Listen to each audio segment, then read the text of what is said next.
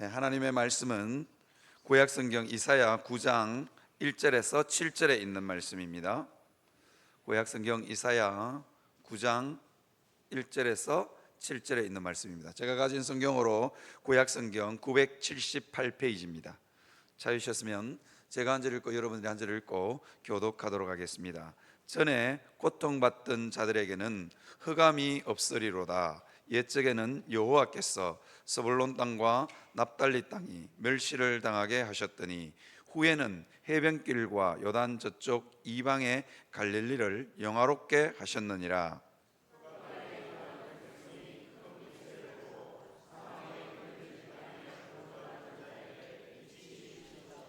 주께서 이 나라를 창성하게 하시며 그 즐거움을 더하게 하셨으므로 추수하는 즐거움과 탈취물을 나눌 때의 즐거움 같이 그들이 주 앞에서 즐거워하오니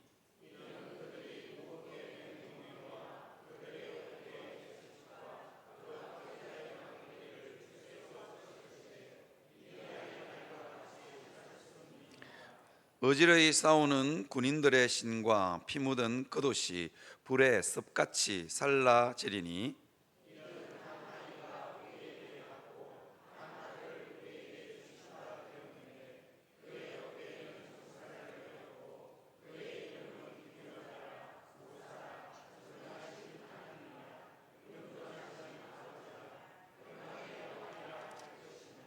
다 같이 읽겠습니다. 그 정사와 평강의 더함이 무궁하며 또 다윗의 왕자와 그의 나라에 군림하여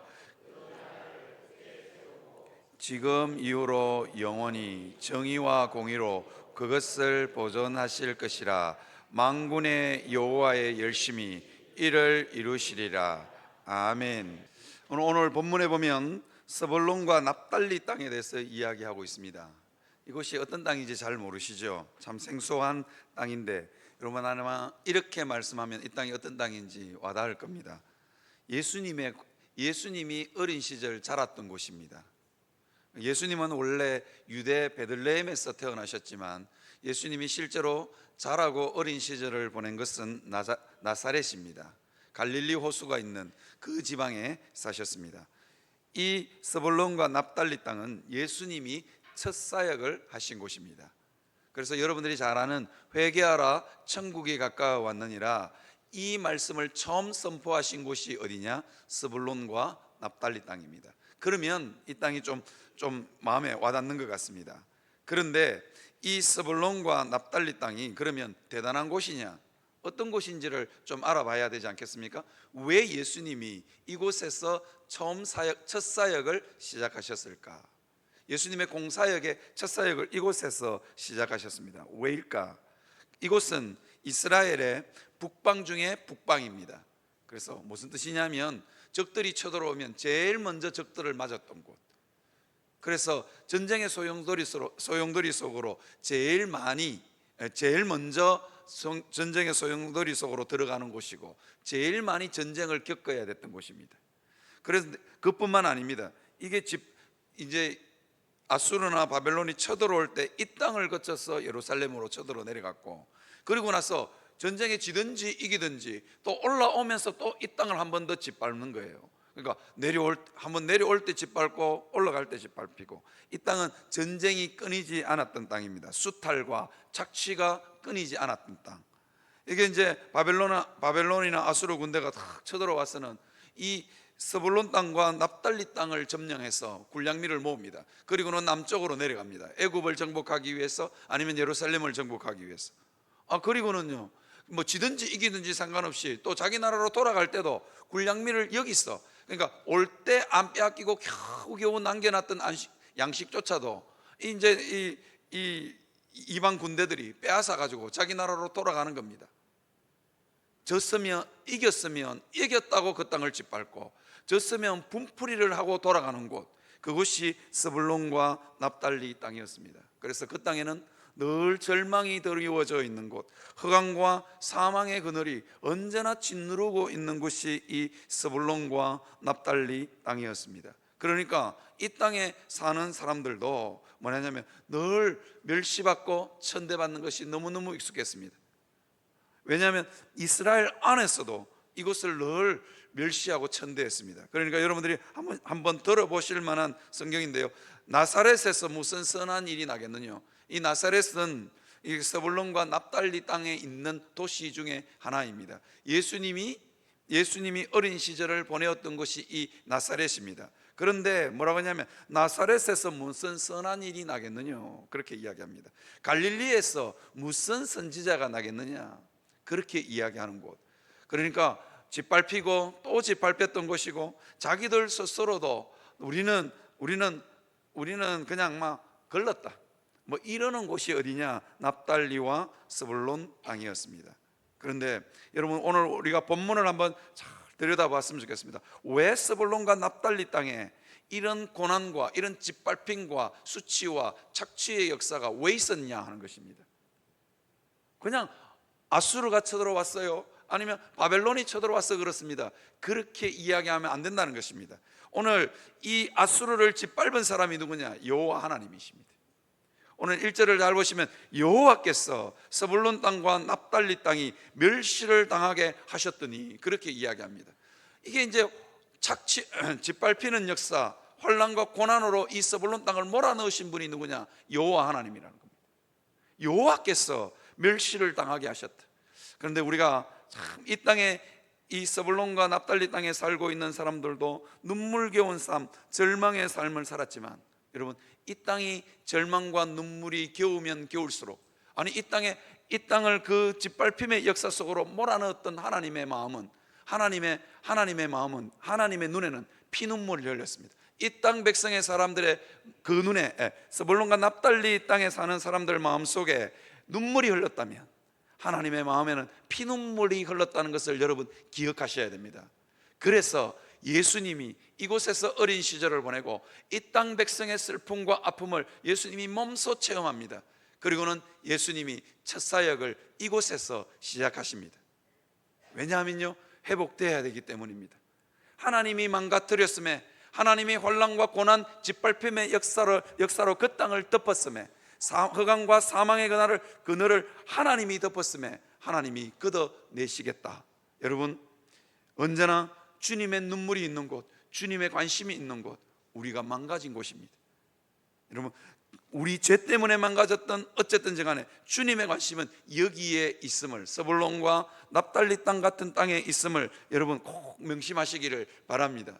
내 인생에 망가진 곳, 무너진 곳, 그것을 통해서 하나님의 구원의 역사, 하나님의 복의 역사가 시작됨을 믿으시는 여러분들이 되시기를 바랍니다. 자기들도 포기한 땅 아니겠습니까? 자기들도 포기한 자기 자신들 아니겠습니까? 그러나 하나님은 예수님을 어린 시절부터 그곳에 보내어서 회복의 역사를 차근차근 준비하고 계셨던 것입니다. 그 역사를 믿으시는 여러분들이 되시기를 바랍니다. 여러분, 이 땅에 있는 사람들은 도저히 꿈꿀 수도 없었습니다. 흑암과 사망의 그늘이 그 백성을 덮고 있었습니다. 그런데 예수님이 영광의 빛을 그 땅 가운데 비추십니다. 여러분, 이런 거 한번 생각해 보셨습니까? 캄캄한 밤에, 정전이 돼서 캄캄한 밤에 아무것도 보이지 않습니다. 아무것도 보이지 않습니다. 꿈꿀 수도 없습니다. 그 깜깜한 밤에 성냥불이나 촛불 하나만 켰을 뿐인데 어둠이 물러가는 것을 볼 수 있습니다.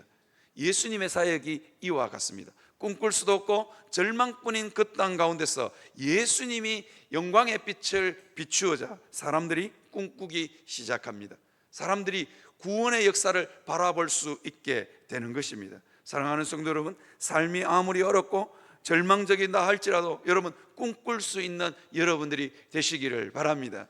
주님이 오셔서 첫 번째로 하는 일이 뭐냐? 꿈꾸는 겁니다. 꿈꾸는 것부터 시작하게 하신다는 겁니다.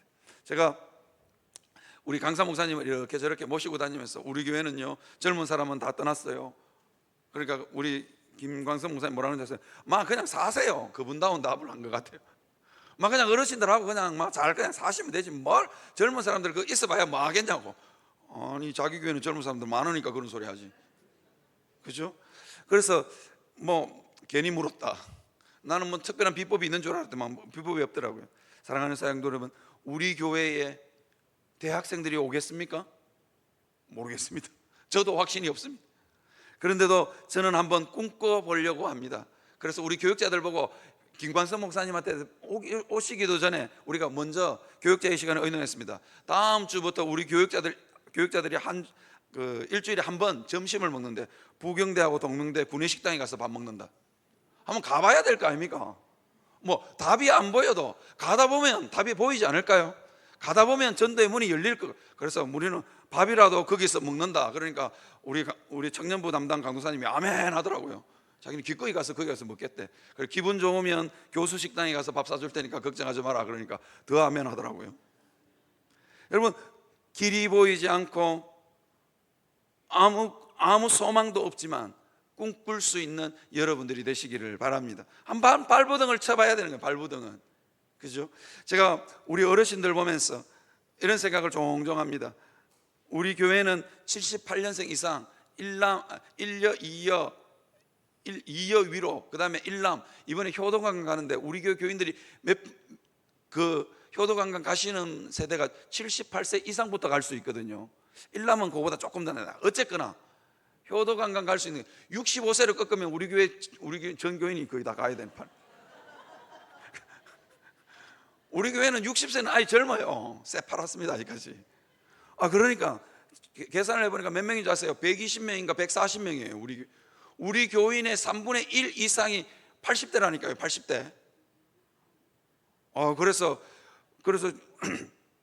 그래서 제 마음속에 참 어르신들 보고 꿈을 꾸라, 이렇게 하면 이거 희망 고문 아닐까, 이런 생각을 합니다.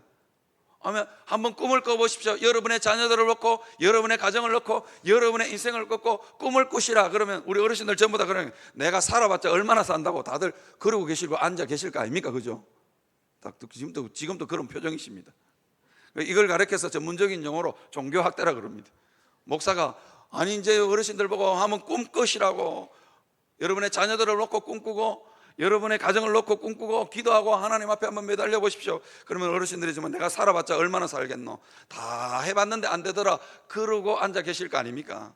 그럼에도 불구하고 저는 오늘 여러분들에게 뭐라고 말씀드리고 싶냐, 꿈꾸시라고 말씀드리고 싶습니다. 아니 제가 목사가 그러면 그냥 막 꿈도 소망도 없이 그냥 방바닥에 그냥 널브러져 계십시오 이렇게 설교할 수는 없잖아요. 아닙니까? 그렇게 설교해서는 안 되잖아요. 그리고 실제로 연세가 드셨다 할지라도 여러분 꿈꾸고 아침마다 깨끗이 씻고 기도하니까 여러분 자녀들이 알아서 전화 온다대요. 무슨 말인지 모르시겠습니까?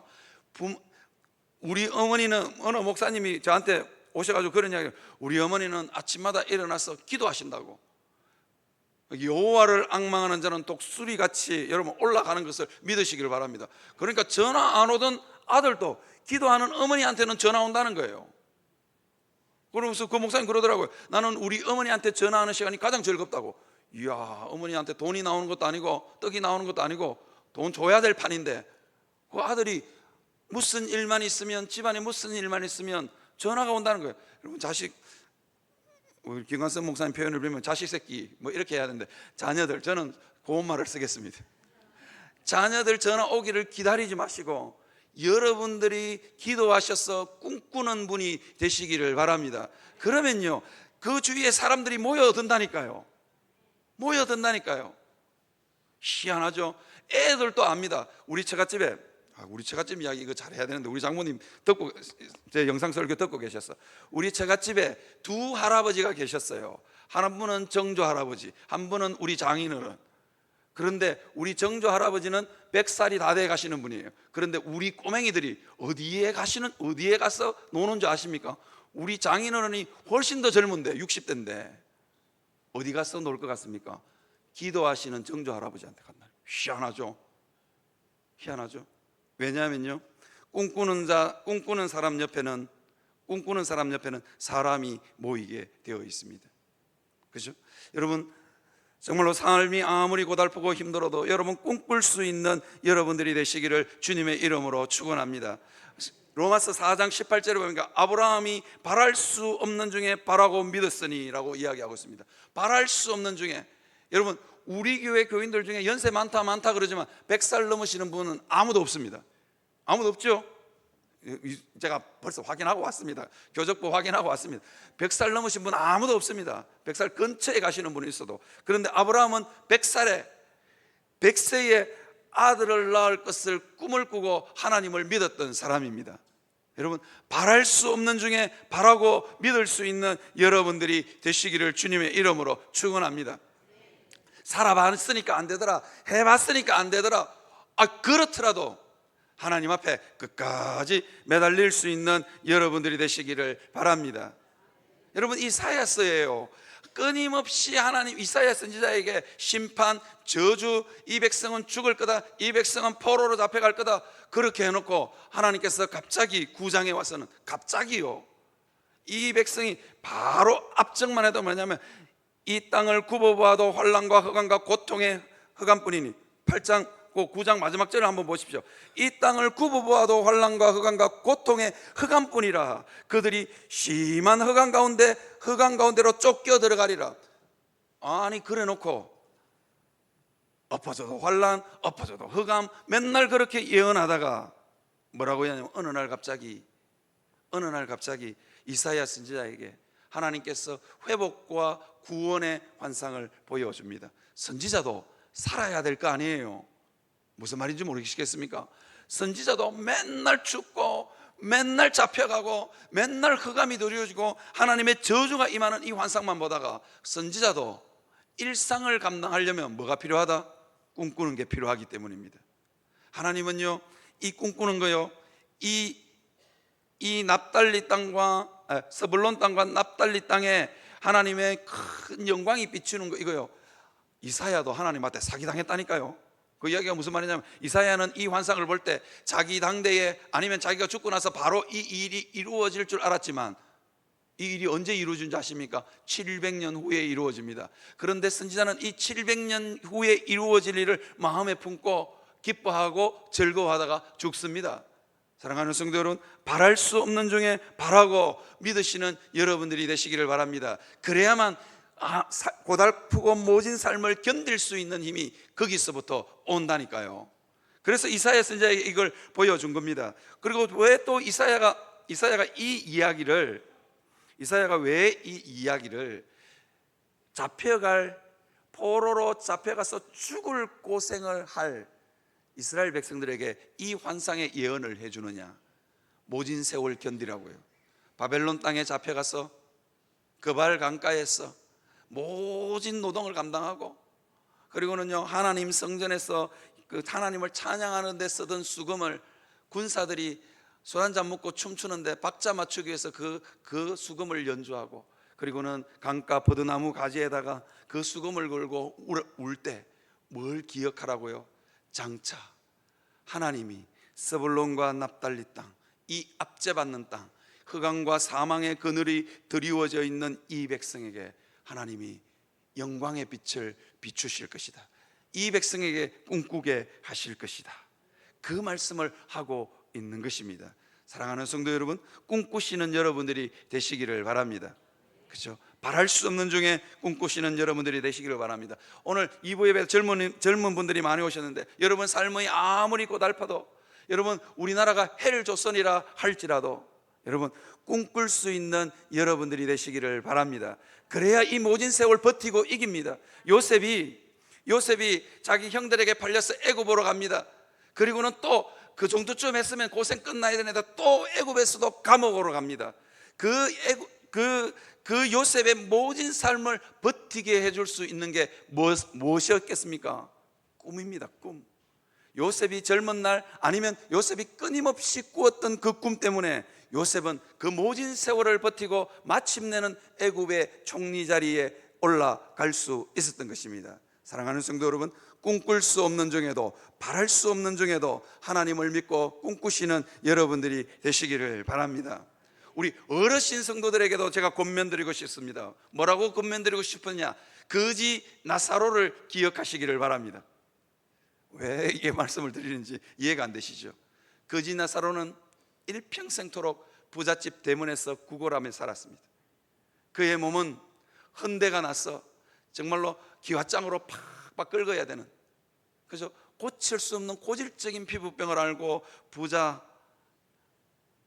부잣집 대문 앞에서 구걸하면서 인생을 마무리했던 사람, 그러면서도 그 부잣집 대문에서 하나님의 나라를 꿈꿨던 사람이 누구냐? 거지 나사로였습니다. 그런데 여러분, 제가 한번 질문을 해보겠습니다. 거지 나사로는 구걸하면서 자기의 헌대를 팍팍 긁으면서, 그죠? 뭐라고 기도해? 주여 나를 어서 천국에, 이렇게 기도했을 것 같습니까?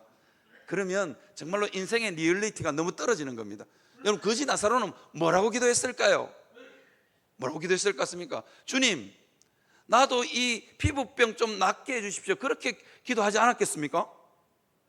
주님, 나도 이 구걸하는 인생 좀 끝 좀 맺게 해달라고 기도하지 않았겠습니까? 그런데 하나님은 그 거지 나사로의 그 기도를 들어주지 않았다는 겁니다. 그래서 그냥 거지 나사로의 인생으로 그 삶이 끝났습니다.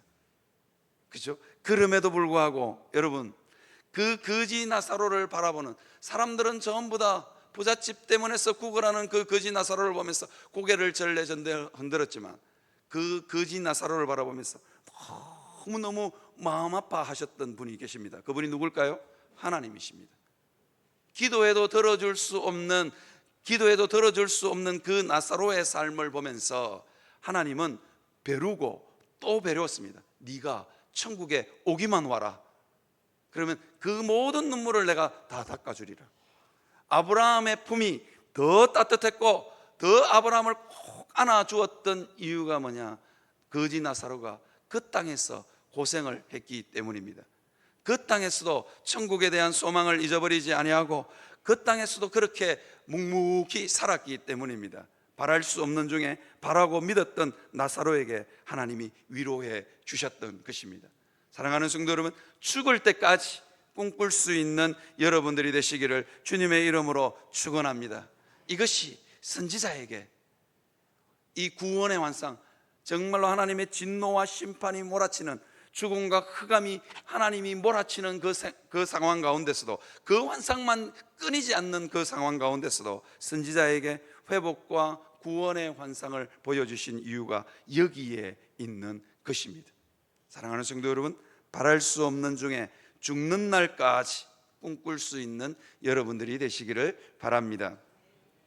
그 다음에요, 이 땅은요 즐거움이 없는 땅이었습니다. 우리말로 표현해 볼까요? 사는 낙이 없는 땅이 어디냐? 스불론과 납달리 땅이었습니다. 이유가 있습니다. 왜냐하면요, 이유가 있습니다. 추수하면 이방 군대가 쳐들어와서 빼앗아 가버리고, 그리고는요, 뭐든지 간에 다 빼앗기는 삶, 이게 어디냐? 스불론과 납달리였습니다. 전쟁에서 한번 승리해 보는 것은 언감생심인 곳, 그것이 어디냐? 이 스불론과 납달리 땅이었습니다. 그런데 주님이 오시면 뭐라고 이야기하느냐? 추수의 즐거움을 회복시켜 줄 것이라고 이야기합니다. 그리고는요, 탈취물을 나누는 즐거움, 그러니까 전리품을 나누는 즐거움을 하나님께서 허락해 주시겠다고 이야기합니다. 그런데 오늘 여러분들하고 좀 나누고 싶은 말씀이 있습니다. 추수의 즐거움이 뭘까? 이 스불론과 납달리 땅에는 일상의 모든 삶들이 다 무너져 내렸습니다. 그래서 이 추수의 즐거움은 이렇게 뭐라고 하냐면 일상을 충실히 감당할 수 있는 복. 그 다음에요, 전리품과 탈취물을 나누는 즐거움은 뭐냐면 생각지도 못했던 하나님의 복과 은혜입니다. 이 두 가지를 하나님께서 허락해 주시겠다, 이렇게 이야기합니다. 우리말로 표현해 볼까요? 대박이 있을 거다. 그런데 저는 여러분들에게 이 이야기를 먼저 해드리고 싶습니다. 대박만 쫓아가는 인생은 절대로 그 대박을 누리지 못합니다. 맨날 하나님께서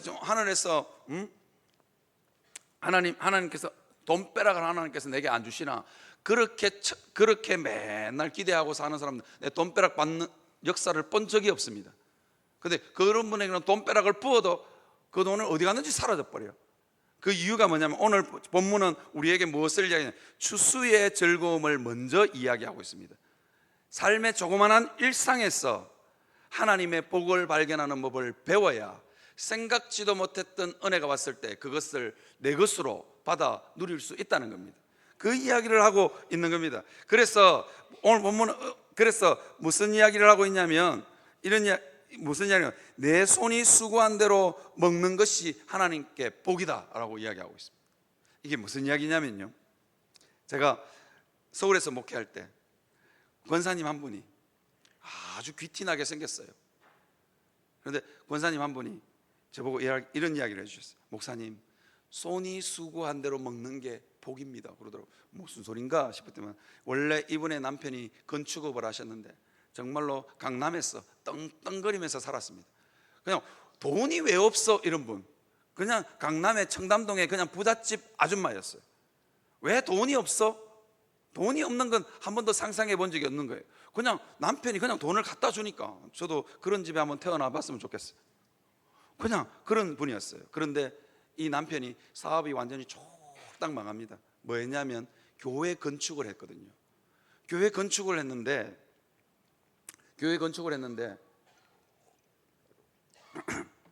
건물이 거의 다 올라갈 상황에 불이 나버린 거예요. 참 용원한 교회는 건물 다 지어가지고 불 안 난 거 감사하게 생각하십니다. 건물 다 올라갔는데 불이 나버린 거예요. 교회가 그냥 폭삭 내려앉아 버렸어요. 보통 이 정도쯤 되면 건축하시는 분들이 잠적한답니다. 도망간답니다. 부도 처리하고 도망간답니다. 그런데 이 장로님하고 권사님 보면 그럴 수가 없는 거예요. 하나님의 교회를 짓다가 교회가 완전히 무너져 내렸으니 자기 전 재산을 다 팔아서 강남에 있는 아파트도 팔고 다 팔아가지고 이 교회 지어드리고 자기는 완전히 쫄딱 망한 거예요. 이 부잣집 아줌마가 그날부터 식당 일도 하고 그 다음에 파출부도 하고 그러고 먹고 사는 거예요. 그런데 정말로 내 인생이 왜 이랬을까 그러면서 털럭털럭 걸어오는데 이 말씀이 생각났답니다. 내 손이 시편 28편 1절에서 3절입니다. 여호와를 경외하며 그 길을 걷는 자마다 복이 있도다.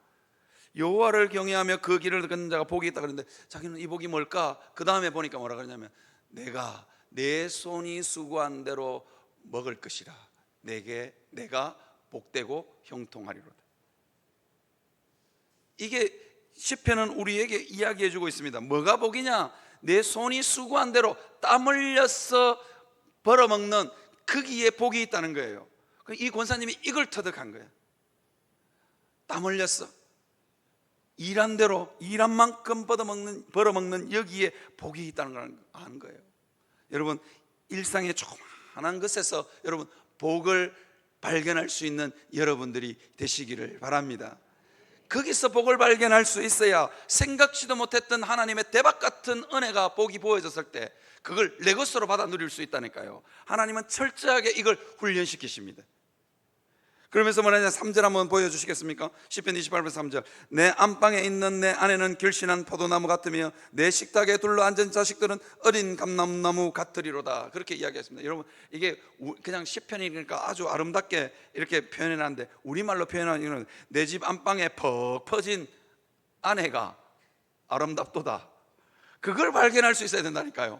퍽 퍼진 아내, 그죠? 얼마나 탱실탱실한지 결실한 포도나무 같다. 그죠? 우리 집 사람도 저도 젊었을 때는 배도 안 나오고 살도 안 쪘는데 퍽 퍼졌어도 서로 보면 사랑스럽습니다. 여러분, 그래야 됩니다. 그 다음에 내 집 식탁에 둘러앉은 자식들, 이 어린 감람나무 같다. 와, 이게 진짜 자식들이 식탁에 둘러앉아서 먹는 거 보면서 가끔씩 좋을 때도 있지만 와, 왜 저래 많이 먹나, 우리 기둥뿌리가 흔들리겠다, 그럴 때가 종종 있습니다. 저는 우리 집 아이들이 하루에 한 명씩 통닭을 시켜 먹는 거야. 집에 가면 항상 배달 음식 통이 있어요. 그래서 너무 걱정이 됐어. 야들아, 오늘 또 시켜 먹나? 그러니까 아이들이 이러는 거예요. 그리고는 야들아, 이제 좀 자제해라. 그러니까 애들이 어떻게 하는 줄 아십니까? 시켜가지고 아빠 오기 전에 다 먹어버려. 아빠 오면 잔소리 하거든, 시켜 먹었다고. 그러니까 다 먹었다. 그래서 제가 우리 아이들한테 부탁했습니다. 야들아, 어차피 시켜 먹을 거 치킨 좀 남겨놔라. 아빠도 먹고 싶다. 그죠? 그런데 그 개걸스럽게 먹는 자식이라 할지라도 그 속에서 여러분 하나님의 은혜를 발견할 수 있는 여러분들이 되시기를 바랍니다. 그래야 하나님이 생각지 못한 복을 부었을 때 그게 내 복이 된다니까요. 그 훈련이 안 된 사람은 하나님이 아무리 대박 같은 복을 부어줘도 그게 복이 안 된다니까요. 어디로 빠져나가는지는 모릅니다. 돈벼락 맞아도 어디로 이쪽으로 빠져나가는지 저쪽으로 빠져, 그냥 핫바지에 진짜 뭐 그다음 말 안 하겠습니다. 핫바지에 바람 빠져나가시 그냥 쑥 어디로 빠진 거 없다니까요. 그래서 하나님은 우리에게 먼저 회복시키는 게 있느냐면 추수의 즐거움입니다. 추수의 즐거움. 심고 눈물 흘리면서 심고 거기서 거두는 그 복을 하나님께서는 우리에게 받아 누리게 하십니다. 여러분, 그 일상 가운데서 하나님의 복을 발견하며 살아갈 수 있는 여러분들이 되시기를 바랍니다. 그 삶을 살더라도 여러분, 제가 여러분들에게 꼭 드리고 싶은 말씀이 있어요. 생각지도 못한 은혜가 내 인생에 한 번은 있다라고 생각하시고 살아가시기를 바랍니다.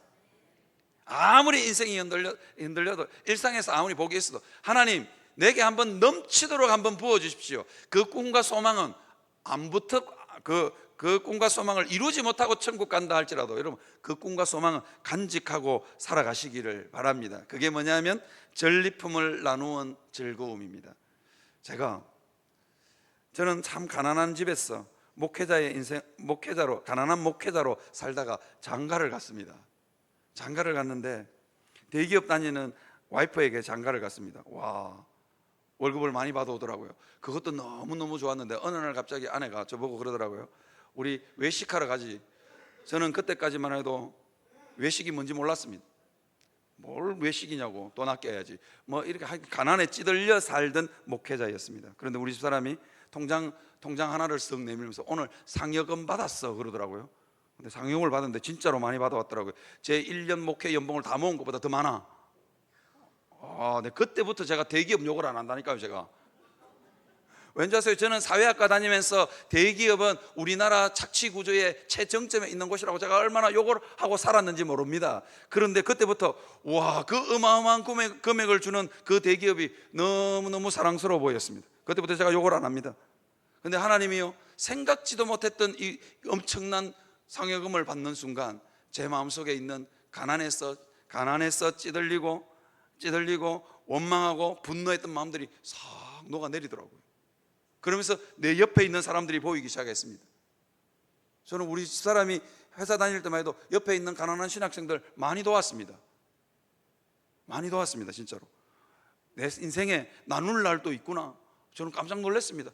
내가 늘 도움받던 내가 나눌 날도 있구나. 사랑하는 성도 여러분, 그날 또 전리품을 나누는, 탈취물을 나누는 즐거움이 여러분들 인생 가운데도 있음을 믿고 바라고 소망하며 살아갈 수 있는 여러분들이 되시기를 바랍니다. 여러분, 우리 인생에 생각지도 못했던 하나님의 은혜가 있다니까요. 왜 못 받느냐? 소망하지 않으니까 못 받는 겁니다. 저는 이거 일부 예배 때 했는데 반응이 별로 있는데 그래도 하랍니다. 저는 우리 어머니에게 늘 부끄러운 아들이었습니다. 이유는 간단합니다. 우리 집에 형제가 5명인데 다 인물이 다 좋아요. 저도 좋습니다. 뭐 인물로 따지면 저도 우리 5 형제 중에 빠지지 않는 인물인데 저에게는 결정적인 험이 있었습니다. 그게 뭐냐면 왼쪽 눈이었습니다. 눈이 하얗거든요. 태어날 때부터 눈이 하얗습니다. 그래서 우리 어머니는 언제나 저를 보면서 걱정하셨고 염려하셨고 부끄러워하셨습니다. 제 인물이 잘생겨지면 잘생겨질수록 우리 어머니의 시름은 더 깊어졌습니다. 그런데 그 시름의 아들, 그 부끄러움의 아들이 우리 형제 5명 중에 대학을 간 유일한 아들이 누구냐? 접니다. 비록 지방대이기는 하지만 우리 어머니 인생에 그 동네에서 대학 간 사람도 별로 없어요. 나중에 전명숙 권사님한테 한번 물어보십시오. 전명숙 권사님 동생하고 내하고 둘이 대학 갔다니까요. 그 동네에 대학생을 찾아볼 수 없는 동네예요. 우리 어머니 인생의 대학생은 부잣집에 우리 동네에서 제일 잘 사는 집 아들 정도나 갈까 말까 한 곳이에요. 그런데 제가 대학생 아들이 됐다는 거 아닙니까? 우리 어머니에게는 제가 생각지도 못한 하나님의 은혜였습니다. 사랑하는 성도 여러분, 여러분들의 자녀도 그럴 날이 있음을 믿고 포기하지 않고 기도할 수 있는 여러분들이 되시기를 주님의 이름으로 축원합니다. 그 다음에요, 제가 여러분들에게 이렇게 말씀드리고 싶습니다. 그러면 어떻게 해야 우리가 꿈꾸고 있는 것, 그리고 하나님께서 우리에게 준비해 주신 이 즐거움들을 우리가 어떻게 해야 받아 누릴 수 있는가 하는 것입니다. 받아 누릴 수 있는가 하는 것입니다. 오늘 본문은 우리에게 그것을 받아들일 수 있는 비법을 우리에게 이야기해 주고 있습니다. 그냥 바라고 기도하면 되겠지, 그렇게 생각하시면 안 됩니다. 4절을 다 같이 한번 볼까요? 이는 그들이 무겁게 맨 멍에와 그들의 어깨의 채찍과 그 압제자의 막대기를 주께서 꺾으시되 미디안의 날과 같이 하셨음이니이다 라고 이야기하고 있습니다. 4절이 그 방법을 이야기해 주고 있는데, 여러분 혹시 캐치하셨습니까? 여러분들이 꿈꾸고 있는 것, 하나님이 준비해 놓은 생각지도 못했던 은혜를 내 것으로 취하는 방법을 4절은 우리에게 이야기해 주고 있습니다. 뭐냐면 무겁게 맨 멍에와 그들의 어깨의 채찍과 압제자의 막대기를 주께서 꺾으시되. 여러분 어떤 사람들에게 여러분 무겁게 맨 멍에와 압제자의 막대기를 꺾어 주실까요? 여러분의 삶 가운데 생각지도 못하게 어깨에 무거운 짐들이 다 있잖아요. 자녀들이 무거운 짐일 수도 있고, 아니면 여러분의 인생 가운데 무거운 짐일 수도 있고, 우리는 어쩌면 태어나면서부터 이 압제자의 막대기와 무거운 멍에 같은 것을 다 쥐고 태어나는 것 같습니다. 태어날 때부터. 무슨 이야기냐? 우리나라에서 김관석 목사님보다 더 부흥 초청 강사 순위 1위이신 분이 있습니다. 누구라고는 말씀을 못 드리겠습니다. 유튜브 녹화가 됐어. 우리나라에서 제일 큰 교회를 이뤘고 우리나라에서 가장 존경받는 목사님, 그 목사님이 얼마 전에 설교를 했는데, 금요철야 나오면 이분의 성함을 제가 가르쳐 드리는데 금요철야를 안 나오시니까 금요철야 때는 제가 이름을 한번 언급해 드립니다. 이분이 뭐라 그런지 아세요? 자기 목양실에 자기는 태어날 때부터 아주 정신력이 약한 사람으로 태어났다는 거예요. 저도 이분을 개인적으로 압니다. 그분의 어린 시절도 압니다. 그분의 대학 시절도 압니다. 물어보니까 늘 그러더라고요. 늘 부정적이고 짜증이 많은 사람이었대요. 그러니까 태어날 때부터 이분은 보면 정신적으로 약하게 태어난 거예요. 그러니까 이분이 한국교회 최고의 교회를 이루었음에도 불구하고 목양실에 공황장애 약을 지어다 놓고 목회하시는 분. 저는 이분을 보면서 어떻게 저 고백을 할 수 있을까? 자기 목양실에다가 공황장애 약을 지어다 놨대요. 그런데 한 번도 먹은 적이 없대요. 왜? 하나님이 먹으려고 하는 순간마다 하나님이 자기를 건져주셨대요.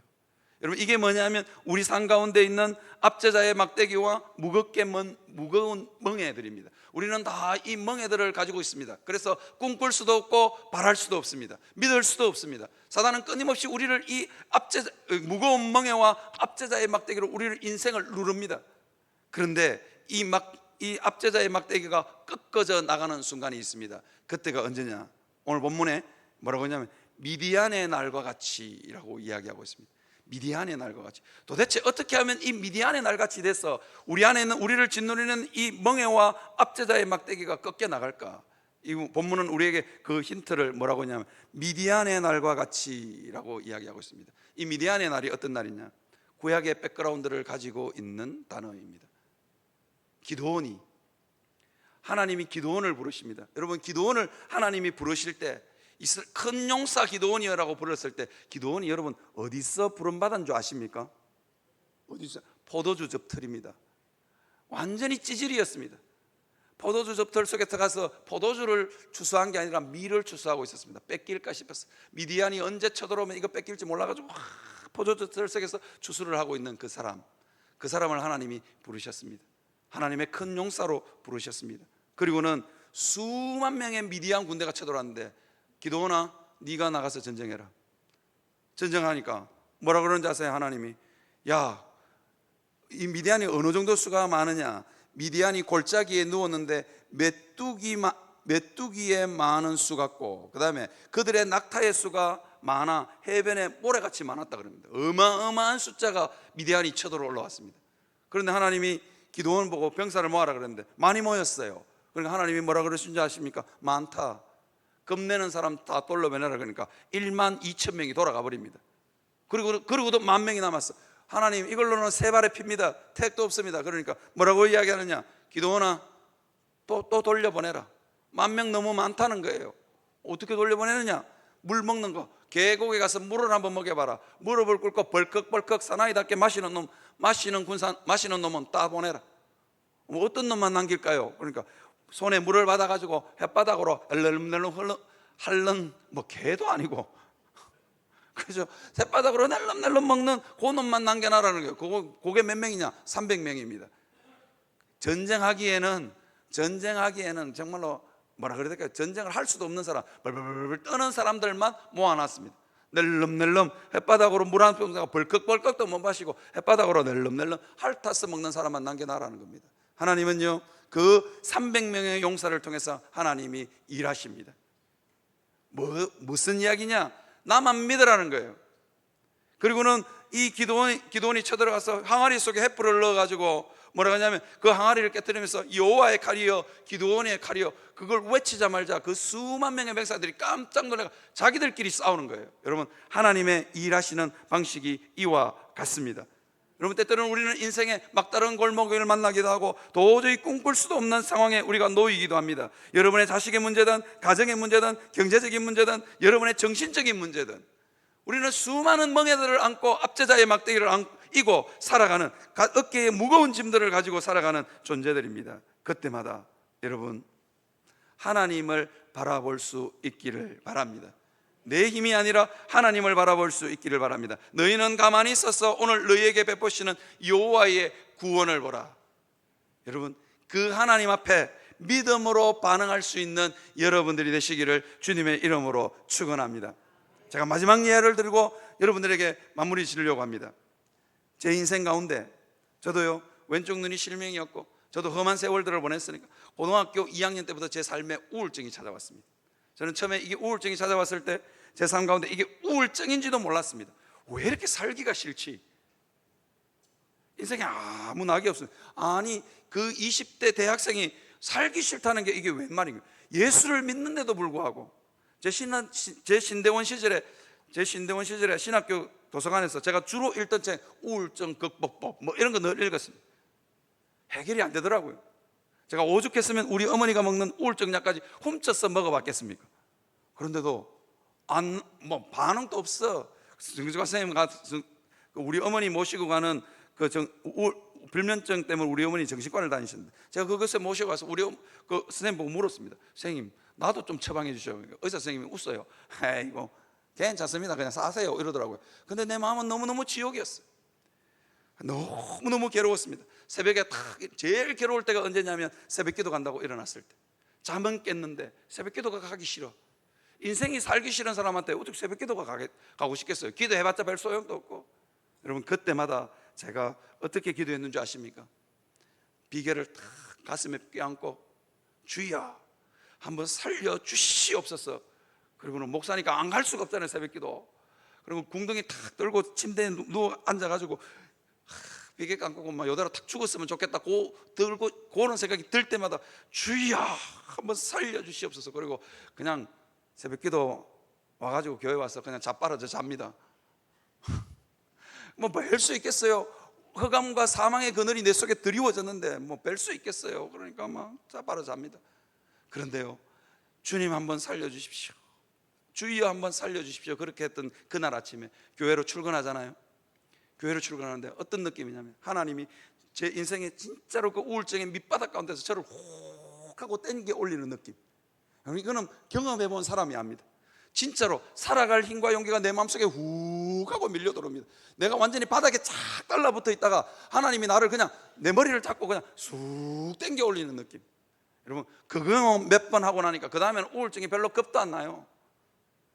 그죠? 그 대교회를 이루었던 목사님도 그러더라고요. 우울증 그냥 오늘은 먹어야 되겠다, 오늘은 먹어야 오늘은 주일 설교할 수 있겠다. 그러는데도 한 번도 먹은 적이 없대요. 사랑하는 성도 여러분, 하나님만 바라보시기를 바랍니다. 여러분들 인생의 막다른 골목, 여러분들의 힘으로 해결되지 않는 문제는 누구의 몫이라고요? 하나님 몫입니다. 여러분들의 몫이 아닙니다. 여러분들이 자꾸 그거를 짊어지니까 인생의 무거운 짐이 되는 겁니다. 그때는 과감하게 하나님한테 가서 맡겨야 되는 것입니다. 하나님 알아서 해주십시오. 아니면 하나님 한번 살려주십시오. 나는 방법이 없는 거예요, 방법이. 그럴 때마다 하나님 한번 살려주십시오. 그렇게 기도할 수 있는 여러분들이 되시기를 바랍니다. 그래서 여러분들 꿈꾸는 자가 되시고 그 꿈을 움켜쥐는 인생이 되시기를 주님의 이름으로 축원합니다.